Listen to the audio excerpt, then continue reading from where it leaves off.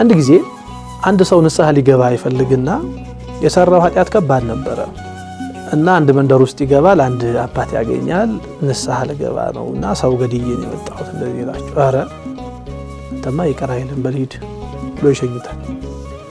ተስፋ እየቆረጠ ሁለተኛ መንደር ላይ ይደርሳል። እዚያም ከደረሰው ሌላ አባት ያገኛል። ሰው ገድዬ ነው የመጣሁት ይላቸው። አረ እኔማ ከገዳይ ሰው ጋር አብሬ አልቀመጥም ዘርበል ከዚህ ይሉታል።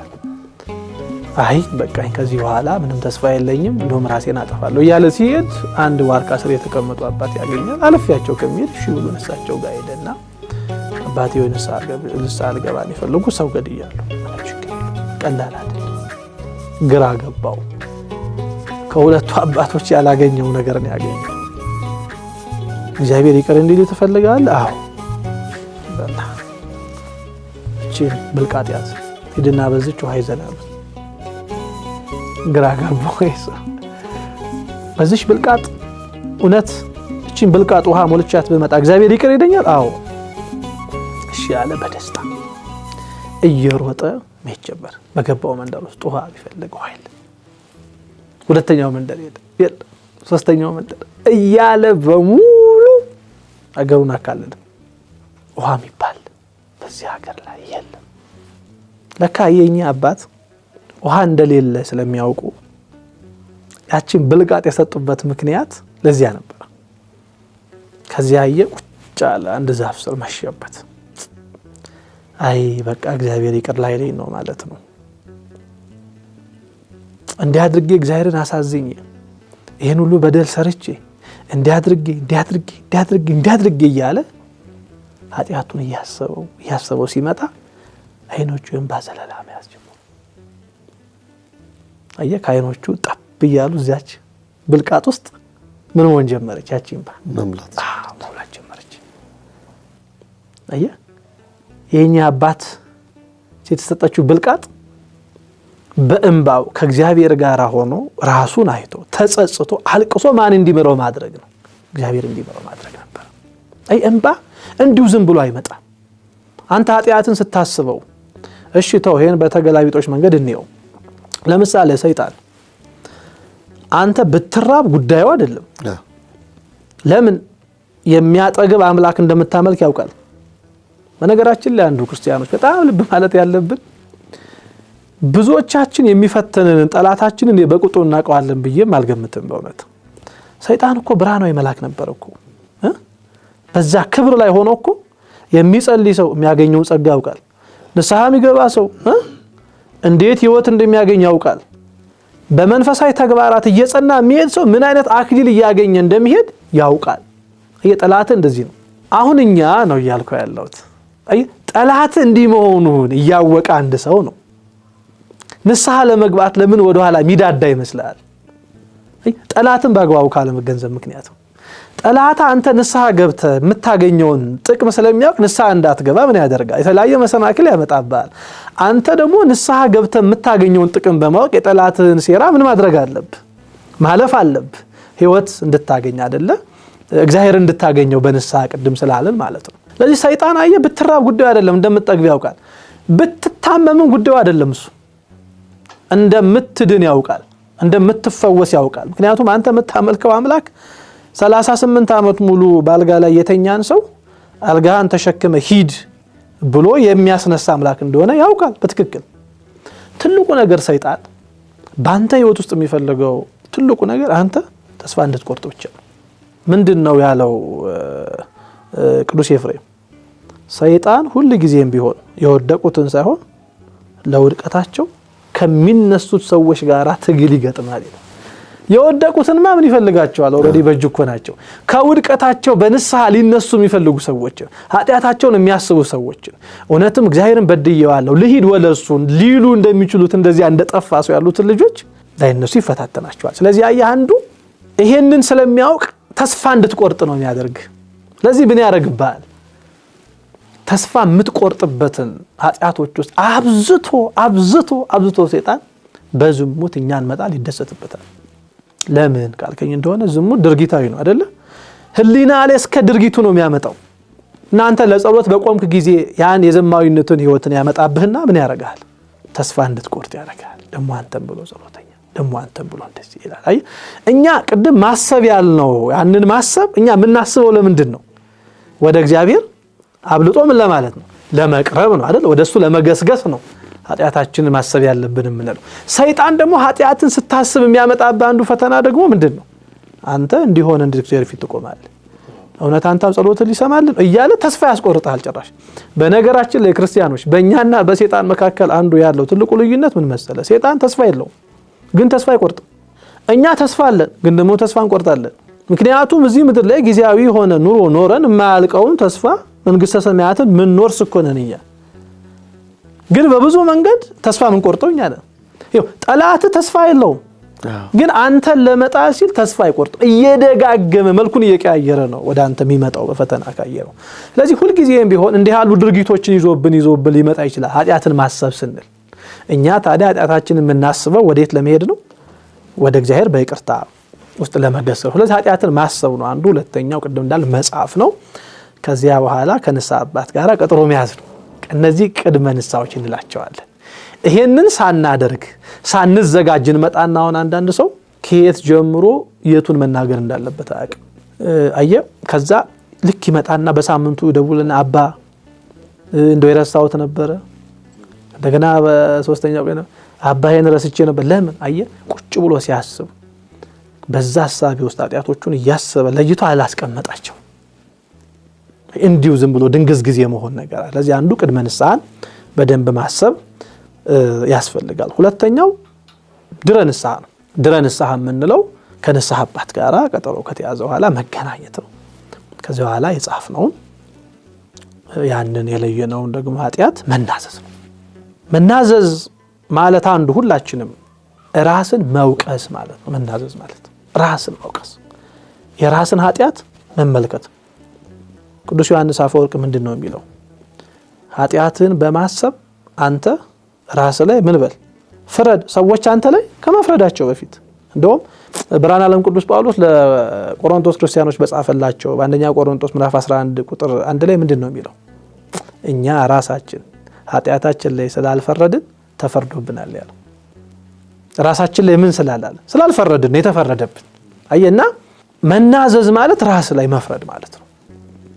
ስለዚህ ቅድም ብለናል፣ አንደበትን ከሳሽ አድርገህ ካህኑ ዳኛ እግዚአብሔር ፈራጅ አድርገህ ራስን ምን ታረጋለህ? ትከሳለህ። ክርስቲያኖች ካህን ፊት ቆመን ይሄን አድርጌያለሁ ማለት እናፍራለን አይደለ? ቅዱስ ዮሐንስ አፈወርቅ እንዲህ ይላል፣ በነገራችን ሰዎች ሁሉ በተሰበሰቡበት ቦታ ላይ ነገ ከምናፍር ዛሬ በአንድ ካህን ፊት ብናፍር ይሻላል ይላል። ዛሬ በአንድ ካህን ፊት ብናፍር ይሻላል ነገ በእነዚያ ሲገለጥ ማለት ነው። ግን የሰራው ኃጢያት ሲገለጥ ከምታፍር ያኔ ዛሬ በአንድ ካህን ፊት ማፈር ይቀላል ይላል። አየ ፈራ ተባያልን ነው የምንናገረው። ለምን ካላችሁኝ እንደሆነ ኃጢያት ስንሰራ እግዚአብሔርን ስለረሳ ነው። ያንን ኃጢያት ስንሰራ እግዚአብሔርን ረስተነው ሰዎችን ፈርተን ቦታ መርጠን ነው የምናደርገው። እንደው ብዙዎቹን ኃጢያቶች እኛን የሚያቁን ሰዎች በሌሉበት ቦታ አጥንተን በማንታወቅበት ቦታ ከብርሃን ይልቅ ጨለማን መርጠን ነው የምናደርጋቸው። የማናቁትን ሰዎች ስንመርጥ ቦታ ስንመርጥ ግን ማንን ረስተን ነው? እግዚአብሔር ረስተን ነው። አየህ ያንን ኃጢያት ስትሰራው እግዚአብሔርን ብታስበው ኖሮ አሁን በካህኑ ፊት እንዲህ ብለ የምትርበተበትበት ህይወት አይኖርህም ነበር። ፍቅሩን ብታስበው እንደውም ይወልህ እዚህ በዜና አበው ላይ 3 ሰዎች ኃጢያት ሊሰሩ ሄደው ከዛ ከሚሰሩት ኃጢያት ሳይሰሩ ተመለሱ እና ያ አረጋዊ አባት ጠየቃቸው። የመጀመሪያው ለምንድነው ያንን ኃጢያት ልትሰራ ጫፍ ደርሰህ የተመለስከው አለው። አይ ገነትን ባይነ ህሊና የተመለከትኳት አለ። መታመር ወጣ ደስ ተሰኘችኛል። ስለዚህ አሁን ኃጢያት ሰርቼ በዛህ ደቂቃ ውስጥ ከማገኘው ደስታ ይልቅ ለዘላለም በገነቱ ሆኜ ያንን ደስታ አየውና ያንን ኃጢያት ከመስራት ተቆጠብኩኝ። እሺ አለ። ሁለተኛው አይ ባይነ ህሊናይ ሲኦልን አሰብኩት፣ እሳቱን ነበልባሉን ሳልኩት። በዚህ ጥቂት ደስታ ደስ ብሎኝ ለዘላለም ደግሞ እየተቃጠልኩ ከምኖር ብዬ ኃጢአቴን ንቄው ተመለስኩ። ሶስተኛውን ያረጋው አባት ጠየቀው፣ ለምን ከዛ ኃጢአት ጫፍ ደርሰህ ተመለስክ አለው። የእግዚአብሔርን ፍቅሩን አስቤው ተመለስኩ አለ። ከሶስቱ ሶስተኛው የበለጠ የበቃ ነው ብሎ መሰከረለት ያረጋው አባት። አየ ምን ጊዜም ቢሆን ስትሰራ የማን ፍቅር? የእግዚአብሔር ፍቅር። አየ ችንካሩን እስኪሰማ ድረስ ኃጢአትን እንድታስበው ማለት እሱ ነው። አየ አሁን ከማገኘው ጥቂት ደስታ ይልቅ የእግዚአብሔርን ፍቅር አጣው። እሱ ለኔ ብሎ በመስቀል ላይ ተቸነከረ፣ ወኑን በጦር የተወጋ 6666 ጊዜ የተገረፈ አጥንቱ እስኪቆጠር ድረስ ስጋው አልቆ ይሄን ሁሉ መከራ የተቀበለው ስለኔ ፍቅር ነው ብለ ከዛ ኃጢአት መመለስን ገንዘብ ማድረግ። ጃየ ኃጢአት ስትሰራ እግዚአብሔር በፊት የለም ማለት ነው። በነገራችን ላይ ፈራ እግዚአብሔር ማለት እግዚአብሔርን መፍራት ማለት በፊት እግዚአብሔር አለ ማለት እኮ ሌላ እኮ አይደለም ትርጉም። እግዚአብሔር በፊት ያለ ማለት ነው እንዴ። ዮሴፍ ከጲጥፋራ ሚስት የመጣበትን ያንን የዝሙት ፈተና ያለፈው ማን አለ በፊት በማለት በቃ እንደዛ እኮ ነው ያለ ማረግማ። ዮሴፍ እኮ ምቹ ጊዜ ነበረው። አሁን እኛ ጨለማ ጠብቀን ምን እንደምናደርገው ማለት ነው ሰዎች አያዩን ብለን ምን እንደምናደርገው ክርስቲያኖች፣ ዮሴፍ የተመቻቸ ነገር እኮ ነው የገጠመው። ምክንያቱም ንጉሱ የለም ና ምኞታችን ፈጽም ሲል ያለው ምንድነው ዮሴፍ? ባልሽ በዚህ ቤተ መንግስት ሁሉ ላይ አሰልጥኖኛል፣ ግን በአንቺ ሰውነት ላይ አላሰለጠነኝም ነው የመጀመሪያው ጥያቄ። ትክክል ነው አላሰለጠነም፣ ግን ደግሞ አሁን ይሄንን ብናደርገው ባለቤቴ የለም የሚል ነው ዮሴፍ መልስ። ግን አዎ ባለቤትሽ የለም፣ ግን ማን አለ? እግዚአብሔር። እና ያ ታላቅ ሊቅ ያለው ነው በስመ አብ ወወልድ ወመንፈስ ቅዱስ አሐዱ አምላክ ብለህ ሁነቶችን ማትፈጽመው ቦታ አትሂድ ያለው ለዚያ ነው። አሁን መጠጥ ቤት ሄደ አማት መጀመር ትችላለህ? ዳንኪራ ባለበት ቦታ ስመ እግዚአብሔር ጠርተህ ማድረግ ትችላለህ? አትችልም። ለዚህ እንዲህ ሄደ ማታረግበት ቦታ አትሂድ፣ ምክንያቱም አንተ ከእግዚአብሔር ትለያለህ ማለት እሱ ነው። ለዚህ ዮሴፍ እግዚአብሔርን አየ፣ በቃ በፊት ያለ አለ። ከዛ ኃጢአት ተመለሰ። እኛ ምንድነው የምናደርገው? ኃጢአት ስንሰራ እግዚአብሔር ረስተን በፊታችን የለም ብለን እንደዛ ያልነው ሰዎች በካህኑ ፊት ቆሞ መናገር እንድንርበተበት የሚያደርገን ለዚያ ነው። ያኔ ጊዜ ያለ ቅዱስ ዮሐንስ አፈወርቅ ኃጢአት በሰራ ጊዜ ያኔ ማፈር ማለት ያኔ ነው። አሁን አይደለም ማፈር ያለብህ ያልነው ቅድም እሱን ነው። ለዚህ በካህኑ ፊት መናዘር ነው፣ ራስን መወንጀል። ይሄን አድርጌያለሁ ያለ ምንም ምክንያት ማለት ነው። ቅድም እንዳልነው እንደው ለሰራንበት ኃጢአት ቅድም ሰይጣን ምን ያቀርብልናል? ምክንያት ያቀርብልናል። አንተ እኮ ሚስትህ እንዲህ ስላረገች ነው እኮ አንተ ሄደህ የጠጣው ደግሞ ጠጥተህ ካበቃ በኋላ ራስን መግዛት አልቻልክም፣ ከዛ በኋላ ሄደህ እንዲያደረክ የሚል መነሻ ምንጩ አየህ ሚስት ነሽ ለዚህ ተጠያቂው እያለ ያመጣል። ሄደህ በምትቀልጥበት ቦታ ላይ እንድትገኘው እንኳን አንተ ነው። አበው ምንድነው የሚሉት? ቅቤ ምንም ጨዋታ ቢያምራት እሳት አጠገብ አትቀም። ለምን? ያው መቅለጥ ስላለ ነው። አየህ ሄደህ የምትቀልጥበት ቦታ እየተጓዝክ ሄደህ ከቀለጥክ በኋላ ምን ነው እግዚአብሔር ተውከኝ አይባልም። አይምሮ የተሰጠ ለዚያ ነው። ለዚህ አየህ ሁሉ ጊዜም ቢሆን ራስን ከምክንያት አውጥተህ ራስ ላይ መፍረድ ቀኔ ነኝ የሆንኩት ብለህ መፍረድ ያስፈልጋል። ስለዚህ መናዘዝ፣ ከዚያስ ቀኖና ምክር ትቀበላለህ። ይሄ ሁለተኛው ክፍል ነው። ሶስተኛው ክፍል የመጨረሻው ቅድመ ንስሐ ጊዜ ንስሐ ነው። የመጨረሻው ደግሞ ድረ ንስሐ ነው። በድረ ንስሐ ውስጥ ደግሞ የምናየው ቀኖና ነው። አየህ እስኪ እግዚአብሔር እኮ እንዴት ቸር አምላክ እንደሆነ እኮ በእውነት ይገርማል። ይኸውልህ ኃጢአት ሰርተን ያሳዘነው እሱን ነው። ይቅር ለማለት ደግሞ የሚቸኩለው እሱ ነው። ቀኖና ደግሞ የሚሰጥ ይበልጥ ከሱ ጋር እንድትገናኝበት ነው።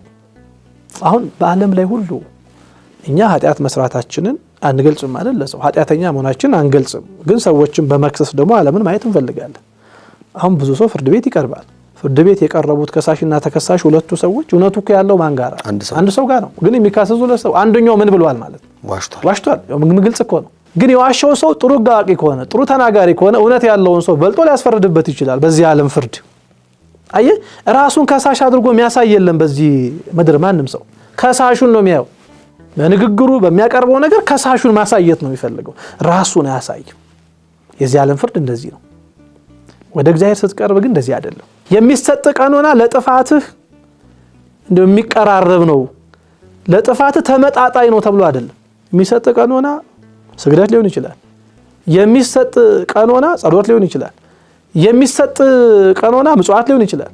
እንደ ሁኔታው ሊላይ ይችላል እንደ ሰውየው ግን ይሄ ነው ቀኖናው ታዲያ አንተ ያን ሁሉ ነገር ሰርተህ በሚዛን ኃጢአት ተቀምጦ አሁን የሚሰጥ ቀኖና በዓለም አይን ስታየው በእውነት የሚመዛዘን እንኳን አይደለም ቀኖናው ለምንድን ነው ማይከብደው ካልክ ይቅር እንዲል ይሄድክ ያለው ወደ ማን ስለሆነ ነው ወደ እግዚአብሔር ስለሆነ ነው ጸሎቱ ይበልጥ ከእግዚአብሔር ጋር እንዲያገናኝህ እና ምሕረት እንድታገኝ አንተ ስግደቱ ይበልጥ እንደው ምንድነው የሚለው ያ ታላቅ አባት አባ ፒመን የተባለው ስግደትን ባዘወተርክ ጊዜ አንተ በፊቱ ስትወድቅ ኃጢአትን እያሰብክ ትወድቃለህ ከዚያስ የሰራዊት አምላክ እግዚአብሔር በምሕረት አይኑ ያያል ኃጢአትህን ጥለው አንተ ደግሞ በሱ ምሕረት ምን ታረጋለህ ትነሳለህ እንዳለው አይ ስግደቱ ራሱ ከእግዚአብሔር ጋር ኃጢአትህን ጥለ በሱ ምሕረት እንድትነሳ መስመር የሚያገኝልህ ነው ዝም ብለን ካየነው ነው አሁን ይሄን የቀኖናውን ህይወት ካየነው እግዚአብሔር ምን ይዤ ልማራቸው ብሎ የሚጨነቀው ጸሎት ይዘው ልማራቸው ይሆን ስግደት ይዘው ልማራቸው ይሆን ጾም ይዘው ልማራቸው ይሆን ብሎ የሚጨነቅ አምላክ ነው ሊምር ነው እኛ እለት እለት ኃጢአት መስራት አልደከመንም እግዚአብሔር ደግሞ እለት እለት እኛን መማር አልሰለቸው አሁን እኮ ትግሉ ያለው ክርስቲያኖች መማር ያልሰለቸውን አምላክ እኔ ማረይ ማለት ሰልችቶኛል የሚል ትቢት ውስጥ ገብተን እኮ ነው ብዙዎቻችን ንስሐን እንደ ተራ ነገር እየተመለከተ ነው ያለው ስለዚህ ቀኖናው ይበልጥ ከማን ጋር የሚያገናኘን ነው ከእግዚአብሔር ጋር እና ኃጢአትን ማከማቸት አይጠቅም ቅዱስ አባ አንጦንስ ምንድነው የሚለው ኃጢአትህን አከማችተህ ገንዘብ አታድርገው ይልቁንም አንተ በዚህ ምድር ገንዘብ ልታደርገው የሚገባው እግዚአብሔር አምላክ ይቅር እንዲል እሱን አብዝተህ መለመን ነው እያከማቸ ገንዘብ ልታደርገው አይገባም ገንዘብ ማድረግ ያለብህ ይቅር እንዲል መለመን ነው በቃ ይሄንን ነው አንዱና ይሄን ህይወት አድርገን ገንዘብ አድርገን በቀኖና ህይወቱ ሶስቱን ክፍሎች በደም ተከትለን ከመጣን እውነተኛ የሆነ ንስሐ እናገኛለን አለበለዚያ ግን ዳርዳር የምትልሳለች አሁን በተለይ በዘመናችን የመጣች ያን ሰውዬ እኮ ነው ምን አለ መሰለ ንስሐ ሊገባ ወደ አባቱ ይሄድና አባቴ ሆይ ገመድ ሰርቅ ያለው ይላቸዋል እሺ አይዞ ግድ የለም ብለው ስለ ስርቆት አስተማሩት መስረቅ እንዴት ከእግዚአብሔር ጋር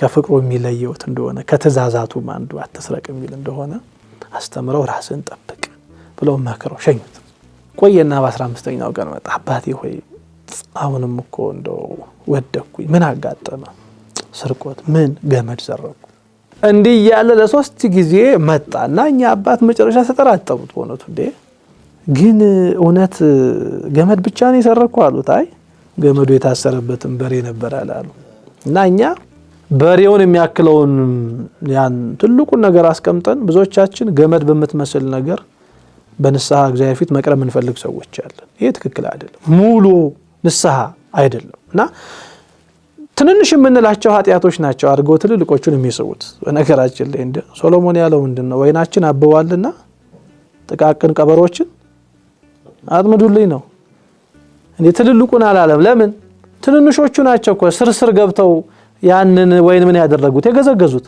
ወይኑ አብቧል ሰውየው ያደረገው ምንድነው በመጽሐፍ ማማ ሰራ አይደል ወይኑን ጠባቂ አዘጋጀ ከላይ ሆኖ ትልልቆቹ መጡ ሲያው ጠባቂ ያለ ገብቶ ያንን ወይን ሊበሉ እንዳልቻሉ አወቁ ተመልሰው ሄዱና ትንንሾቹ ቀበሮች ላቋቸው ከላይ የተቀመጠው ማማ ላይ ያለው ጥበቃ ስርስር የሚገቡትን ቀበሮች ሊለይ አይችልም ጥቅጥቅ ያለ ወይን ነው ስለዚህ በዛ ጥቅጥቅ ባለ ውስጥ ለውስጥ ገብተው ምን አደረጉት ያንን ወይስ ገዘገዙት ገዝግዘውት ሲወድቅ ያን ጊዜ ትልልቆቹ መተው ያንን ወይን ምን ያደርጉታል ይበሉታል ምክንያቱም ወይኑ ከወደቀ በኋላ ምንም አይነት ህይወት የለው አያሁን እኛ ትንንሽ የሚመስሉ ኃጢያቶች በህይወታችን በጣም ትንንሽ የሚመስሉ ኃጢያቶች አሉ የምንቃቸው ብዙም ቦታ ማንሰጣቸው እነዚያ ግን የቆምንባቸውን ትልልቅ የክርስትና መሰረቶቻችን ይገዘግዙታል እየገዘገዙ ለትልቁ ኃጢያት እያዘጋጁ ነው ይመጡት አሁን በንስሐው ታይተ ከሆነ እኔ እኮ ወንድሜን ጓደኛዬን አምቻለሁ የሚል ሰው አታገኝ ብዙ ነገር ይነግረዋል ያ ማለት ሐሜት እንደ ኃጢያት እንኳን ብዙ ሰው አርጓ አይቆጥረው አየ በሐሜት ውስጥ ግን አንተ የራስን ኃጢያት ዘንግተ ራስን ማየትን ትተ ቅድም እንዳለው ራስ ላይ መፍረድን ትተ ሌሎች ሰዎች ላይ እጅን እየጠቆምክ ብዙ ነገር የምትለምድበት ህይወት አሁን ሐሜት ሆኗል እንዴ ይኸውልህ እግዚአብሔር የኔን አልገለጠብኝም እኮ ተመልከት አሁን እዚህ ስቆም መቼ እኔን ገለጠው እግዚአብሔር የኔን ሸፍኖት ግን እኔ ደግሞ ባገኘሁት የንስሐ ህይወት የሌሎችን መገልጥ ከሆነ በሐሜት አይ የኔን ሰምቶ እንዳልሰማ አድርጎ ከባቴ አበሳ አድርጎ ሲከድ ነው የሌሎችን ደግሞ ምተርክ ከሆነ በትክክለኛ የንስሐ ህይወት ውስጥ አልተጓዝኩም ማለት ነው። እኔ በዛ መንገድ ሄጄ እውነትም እግዚአብሔርን አላገኘሁትም ማለት ነው። የተተወለት ሰው ይተዋል፣ ይቅር የተባለለት ሰው ይቅር ይላል። ለምን? በመተውና ይቅር በማለት ያገኘውን ሰላም ያውቀዋል። ስለዚህ ሌሎችን ይቅር በማለት በመተው የሚያገኘውን ሰላም ያገኛልና በዚህ በሶስቱ ሂደቶች ውስጥ እውነተኛ ንስሐ ገንዘብ አግኝተን ከእግዚአብሔር ጋር መታረቅ ይገባናል።